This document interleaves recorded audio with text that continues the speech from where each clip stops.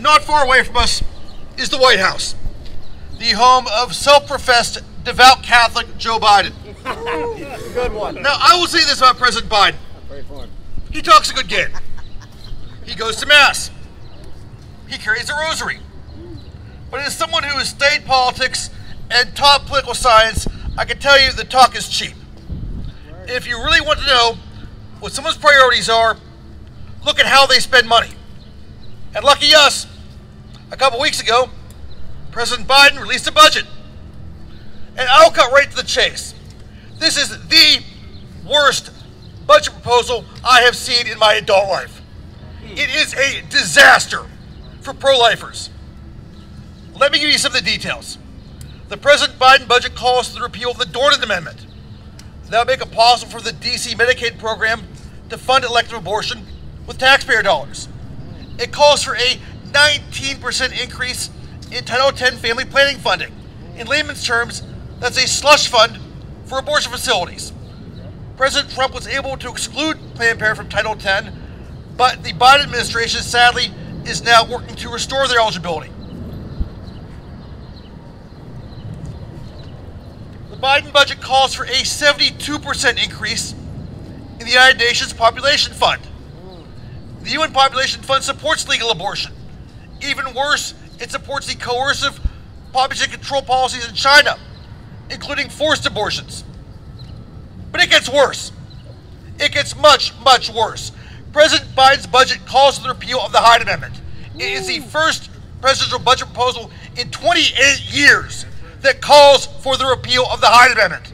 Let me repeat that. This is the first presidential budget proposal in 28 years that does not include the Hyde Amendment. And if you don't know about the Hyde Amendment, it limits the ability of the federal government to fund abortions through Medicaid. So is the position of self-professed Catholic Joe Biden that abortion should not only be legal, but paid for with taxpayer dollars. This is unprecedented, even for a Democrat. 7 of the 8 budgets proposed by President Clinton include the Hyde Amendment. All 8 budgets proposed by President Obama include the Hyde Amendment. But President Biden's budget, no Hyde Amendment. So he wants my tax dollars, your tax dollars, our tax dollars to fund abortion. Now, if a budget is passed on the Hyde Amendment, we know what will happen. If abortions are free or heavily subsidized, abortion rates go up. It's basic economics, it's common sense. And we have a lot of research showing that the Hyde Amendment saves lives. Over 15 academic studies show you limit taxpayer funding of abortion, abortion rates go down. The Center for Reproductive Rights did a study in 2010. They found the Hyde Amendment saved 1 million lives. My Lozier Institute study, which I came out with in 2016, revised 2020, showed the Hyde Amendment saves 2.4 million lives since 1976 and continues to save 60,000 lives every year. So please, don't let anyone tell you that pro-life political activity has been for naught. There are 2.4 million people walking around today who owe their lives to the Hyde Amendment.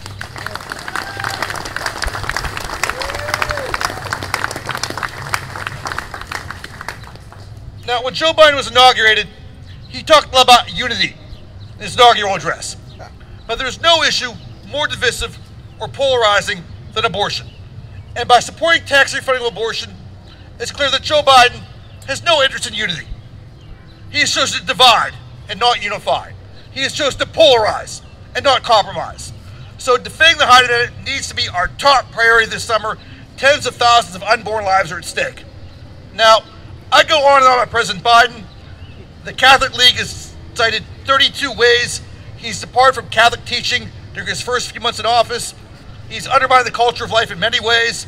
He's repealed the Mexico City policy, so foreign aid dollars now go to NGOs that perform or promote abortions. He's removed restrictions on fetal tissue research. He's made it easier for women to obtain chemical abortion drugs.